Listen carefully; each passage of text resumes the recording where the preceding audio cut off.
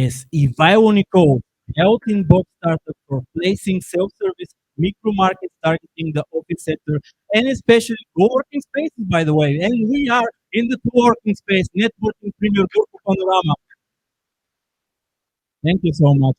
And are you ready? Here's the mark. Okay, thank you. Sorry, обаче ме направи български. Май английски е.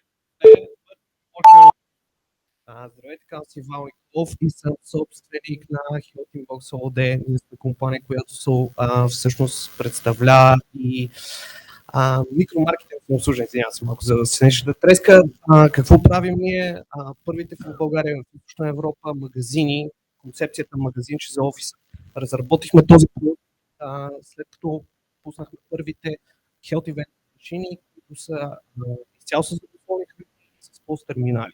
Видяхме една ниша, която е свързана с това, че все повече и повече корпоративните места за хранене и релаксери във всяка една офис града и във всяка една компания ще се променят. И ние имаме това са изцяло магазини за обслужване, 24 часа available. Извинявам се, но да. Всъщност бизнесът е свързан с това, че предлагаме условни храни. Какво продавате вие? Вендинг машини или продукти? Всъщност ние продаваме продукти, имаме магазини на самообслужване. Представете си един вендинг автомат или всъщност няколко вендинг автомата, поставени на всяко едно място във всеки един офис, където са отворени рафтове. Всеки един от клиентите може да пазарува изцяло безкасово. И вие не поставяте щандовете безплатно? Всъщност ги поставяме безплатно.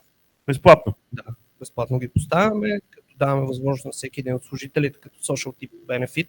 Всъщност компаниите го правят, за да може служителите, посетители, партньори да могат да имат голям избор от продукти и услуги, които им трябват по всяко едно време.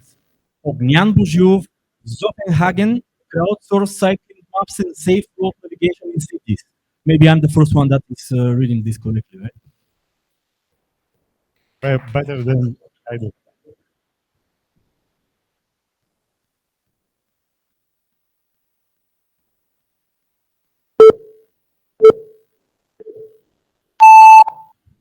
Hello, my name is Ogyan, and I'm part of a platform called Sofenhagen. Our goal is by the end of this year to put 1 million people on bikes and scooters. We've identified the main problem that deters people from cycling in the city, and mainly this is bad infrastructure. To combat this, our platform has two main weapons, I would say. First one is a navigation tool in which you click your destination point and the algorithm is calculating the safest route with which to go there. And the second weapon is a rating tool so that each user can rate the streets and the routes he goes through with a rating from 0 to 5. In this way, effectively, the users are feeding back data to the system so that the algorithm can work better and is more up to date. Okay, thanks for the pitch. The first question was with the name. It's Sofenhagen. It's a game of words between Sofia and Copenhagen. Is there a business model behind the whole thing? There is a business model, but it's a hypothesis for now. And the hypothesis is? We have three of them, actually. First one is making money through advertisement, which is the most usual way. Through traffic on your website or mobile app? Sure. Yeah. Okay, yeah. Second one is through in-app purchases, selling stuff in the app, because we are planning also to have gamification elements in the app. And third one is working with municipalities, so something like a public-private partnership with municipalities. Peter Petrov Sensato, censoring beehives for better conditions and performance. Oh, requisite. Hello. Okay. Okay. Behind Sensato are standing 4 beekeepers and for beekeepers and engineers and one software developer. Sensato is a new generation bee monitoring system. We are unique by uh, observing the bee cluster, and actually this is the most important parameter of the bee family.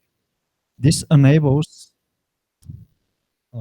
this enables us to step in the real digital beekeeping and make giving the beekeeper the opportunity to take decisions before opening the hives.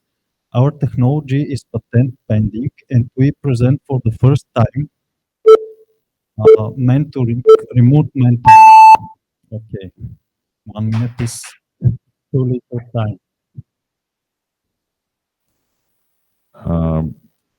So you put some sensors on the hive that are Exactly. monitoring like things like temperature and maybe humidity or something else. How does that work? We are monitoring the temperature, and actually, in difference with the existing systems, we can tell frame by frame in the hive what is the situation inside, and the beekeeper can make a plan before going to the party what work he has to do. Is it common for the beekeepers to install a system, or is just a new thing for them? Not yet. We target the new beekeepers. As I mentioned, we are presenting for the first time remote mentoring for new beekeepers.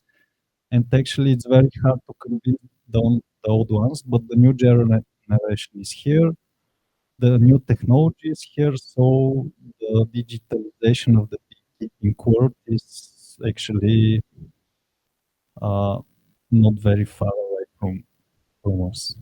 Asem Vitanov, Koshera, subscription-based marketplace for delivery of discounted convenience goods.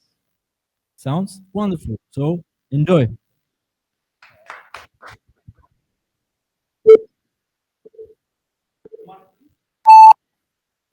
Hello, my name is Zen, and me and my two brothers we are owners of Koshera. Koshera is actually a company that is actually already 2 years from start, and in these 2 years we built a platform that's aiming one major issue of HoReCa companies, hotels, restaurants, and cafeterias. We, what is the issue that we are dealing with? Every single cafe or restaurant or whatever, in order to operate properly, it has to actually at least it has to have at least 15 deliveries per day. That is made to the venue. So every single venue has to give 15 orders and to collect 15 deliveries, which is actually a big struggle for them. Next time, I'll explain you how we are going to do it. So kosher, but you guys have nothing to do with these, right? Actually, we very much the idea of beehive, how we as a people should act. So by doing it together, we can do it smarter, better, and faster. So this is the idea why we're using Coursera. We have other companies of ours that we are actually are using this team, and we like the bee behavior. So this is why we're using a lot of prepratki to the bee family. Okay. So I understand that when you say orders for, say, a restaurant, this is not a customer order. This is the order the restaurant places for the products that they're Yes. using, right? The supply chain that they're using in order to have the goods to produce them.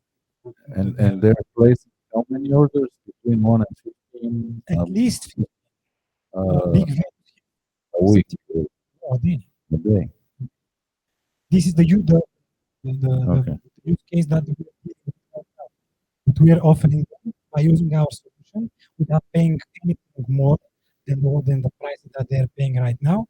We have the one order, one delivery, and to free their key personnel from dealing with invoices, whatever, to deal with the actually the thing that brings money to the So, event. Thank you. Hi, Thomas. Hi. hey, How are you? so it's been a while. Been a while, yeah. Yesterday, How has it been since you participated? It's been 5 months or something, and five months already, yes. angry buildings, are they still angry, or they're just not so Getting, angry anymore? we're building angry stuff, so yeah, we're getting angrier and every day, each and every day. But yeah, it's been a lot. There's been a lot of going on. Business is blooming. So thank you for the question. Since we joined, I mean, Medium Network, I would say we found a lot of friends here. I would say that we also kind of feel like we're part of the family. A lot of stories, a lot of meetings we had, a lot of sales meetings, successful ones as well. I love every minute of it. I mean, even as we started, you know, coming to the office, this was a big step for a startup because, as a usual, like really typical startup, we started working from home, and I cleared one of the room in my apartment, so we were gathering there, and so pretty usual startup story. And since we got the competition, we were the winners, and we started coming to the office, and you see the difference. Like even my colleagues dressing up, was going to the office. Everything is changing, and you, as a startup, you really need this change in your life because it's kind of the transition between a startup and a real company. Things are starting to go on, and even first days we were like a really small group of people. We didn't have the budget, and we had this huge meeting with this potential client. We were really nervous about it, and we asked the local guys, so can you just give us a room so we can pretend to have an office, an actual office, so we can pretend to be big shots and stuff? Yeah. And we're like, yeah, and everybody was playing along. All the customer is coming. Everybody's, hello, oh, Jordan, oh yeah, he's in the big room with the big stuff. So yeah, So the office was step ahead for you guys. yeah, a huge step. Yeah. Oh, and a little disciplining for everybody, so they get dressed up and Well, they look no, it's better. not. It's not. I wouldn't say discipline, but you kind of you feel real because you get up in the morning. You don't just walk from one room to another. You just go to the office. You meet a lot of a lot of other because it's an open space. It's co-working, so you meet a lot of other startups and you exchange a lot of ideas. Everybody knows somebody, so they point you to the right directions and stuff. So I would say it's a huge. Yeah, and there are quite a few events here at Networking Yeah, Premium. also, So, yeah, yeah. uh, although We you get already, wasted, we get wasted a lot. apart from the office, what else changed in the first 5 months since we uh, first met?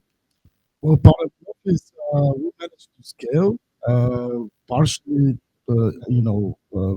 a lot of thanks to all of our supporters, which is also network premium a big part of it. So we had this huge idea to change the relationship between neighbors. So what we're doing is basically a social network for your building. Because now we have the traction of around 10,000 users.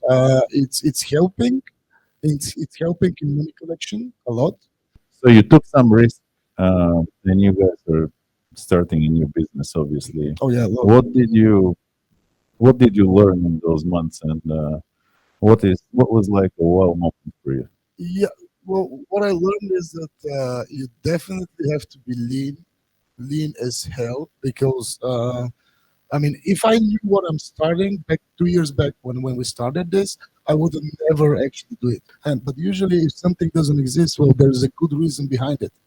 So you have to validate your idea with the market, and then after the validation, you have to be really acceptive and really lean in order to succeed. Because if you just stick on your idea, you will never get there because it's all about the synergies with the users. So yeah, that's mostly what I've learned. And then after that, there goes the sales.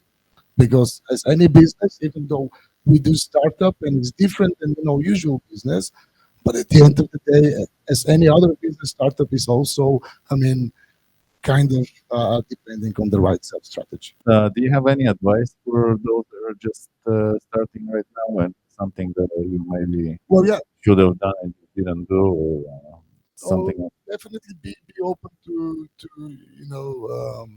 to critic a lot, because people they start thinking when someone disagrees with you. So this is like the first thing. Second thing, be lean as possible because you have to adapt. This is a very adaptive environment, an ecosystem, and the last one I would say, I mean, just focus on what you really want to do and how would you actually solve the problem. Because if you're just doing something because it doesn't exist or you don't believe in it, or you just think, okay, there's a fast profit there, but not thinking of actual solution of a problem, then you're lost there, man. Just go in sales. Don't do product development. That's that's kind of my advice. Yeah. Uh, okay, thank you very much. We just wish you well, and we'll meet you again here at the networking premium offices. Hopefully so. Thank you for the invite. Thank Thank you. you. Pitch. I'm announcing the winners of the pitch to pitch for tonight. And the first one is 1K for Sensata. Big applause. Yeah, big applause. Congrats, of course, congrats. It's amazing. Okay, you can say hi to my audience, which there are no many people there, so don't worry. So okay, so we can continue with most of the things that will happening, and the big winner for tonight, which is 4K. By the way, I enjoy this.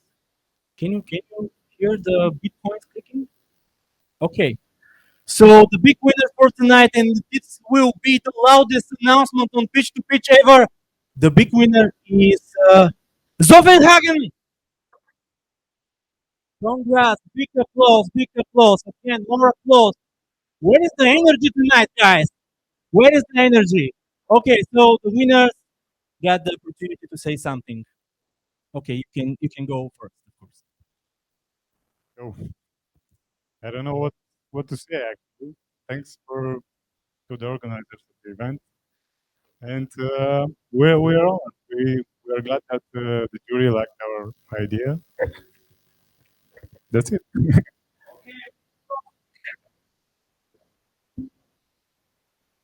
Thank you very much for appreciating our idea. It's one small step for the human and big step for the bees. Thank you, guys. So we can gather around with the judges for a great, big, huge picture. Of course, we got a professional photographer, I think, or she's just looking at the camera. Okay, and that's it for my life. It's kind of weird. So bye, guys.